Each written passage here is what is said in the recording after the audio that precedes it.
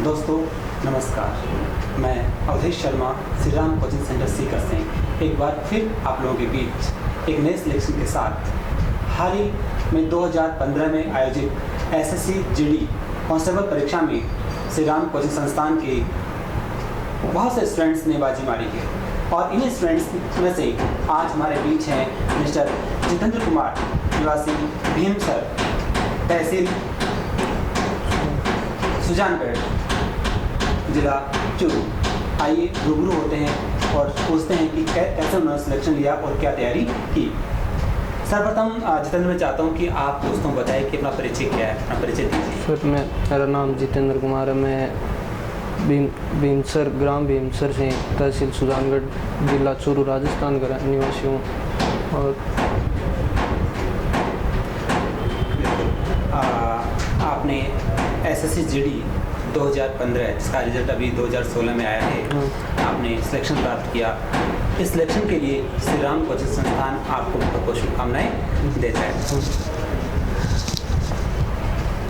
मैं चाहता हूँ जितेंद्र, आप दोस्तों बताएं कि एसएससी जीडी जो परीक्षा है उसमें आपने कितना स्कोर किया और आपने क्या तैयारी की थी? सर, मैंने 78% हासिल किए और मैंने रेगुलर वो डीटीएस और डेली प्रैक्टिस सेट होते हैं उनसे, और जो कोचिंग में हमेशा पढ़ाया जाता था उससे पढ़कर रोज़ अच्छी तैयारी करता था। जैसे आपने एसएससी जीडी की जो सबसे पहले बात सुनी कि एसएससी जीडी को परीक्षा होती है, इसकी जानकारी आपको कहाँ से मिली?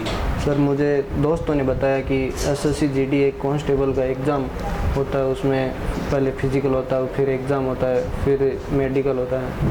मैंने उनसे सुनकर वो इस एग्ज़ाम की तैयारी की। आपने फॉर्म भरा, आपने फिजिकल की तैयारी की, फिजिकल में आप सिलेक्ट हुए, उसके बाद में आप कोचिंग के लिए सीकर चले आए, श्री राम कोचिंग संस्थान सीकर चले आए।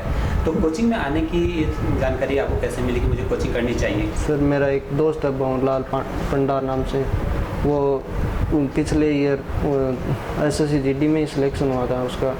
उसने मुझे बताया कि ये अच्छा कोचिंग है, उसमें कोचिंग में चले जाओ।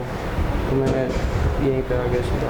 कोचिंग आपने ज्वाइन की और धीरे धीरे कोचिंग संस्थान के जो नियम थे आपने उनको फॉलो किया, जैसे डीटीएस पेपर्स होते हैं और डब्ल्यूटीएस जो वीकली टेस्ट होता है।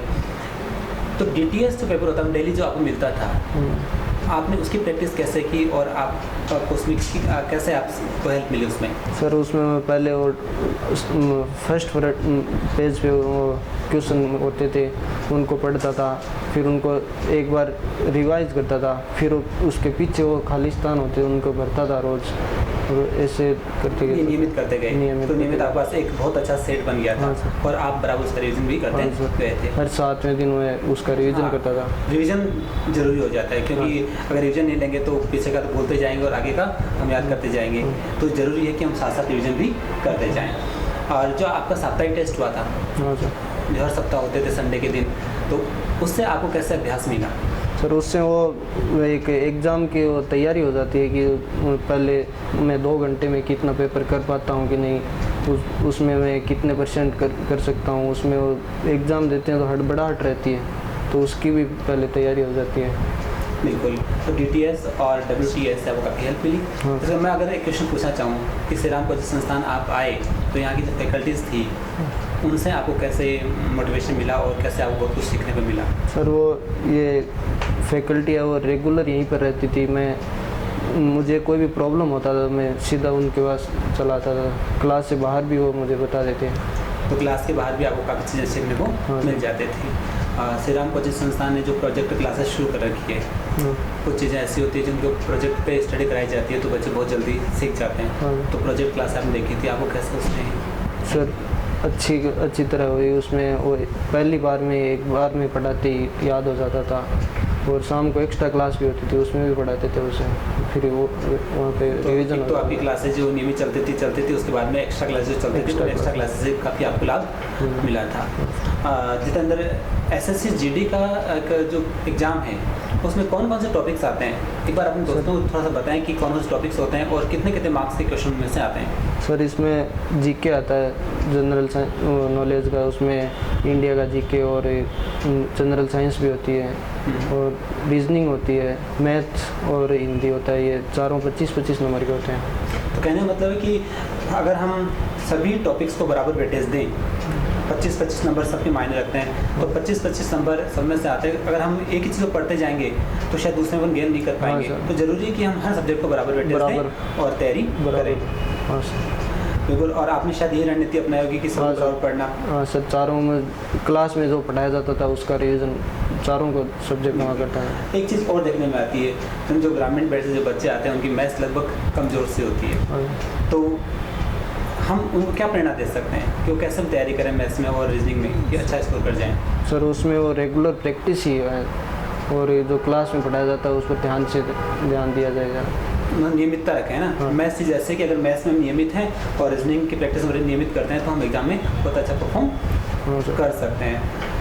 जितेंद्र, एक और क्वेश्चन आपसे पूछूंगा कि अगर मैं कहूँ कि आप अपनी सफलता का श्रेय किसको देते हैं तो क्या बताएंगे? सर मैं अपने माता पिता, दोस्तों और गुरुजनों और श्री राम कोचिंग को अपना सिलेक्शन का श्रेय देना चाहूँगा। इन सब ने मिलकर आपको सहयोग किया, पेरेंट्स ने तो आपको मोटिवेट किया कि बेटे तैयारी करो, दोस्तों ने आपको रास्ता दिखाया और कोचिंग संस्थान में जब पहुँचे तो आपको गुरुजनों से काफ़ी हेल्प मिली। तो कहने का मतलब है कि इन सब ने आपको सिलेक्शन की ओर मोटिवेट। बिल्कुल। श्री राम कोचिंग संस्थान के डायरेक्टर श्री शिवाजी सर लोग क्लासेस में आते थे और उन्होंने कई बार आपको मोटिवेट भी किया था। हाँ सर। तो उनके मोटिवेशन से आपको कैसे आगे बढ़ने का मार्ग मिला?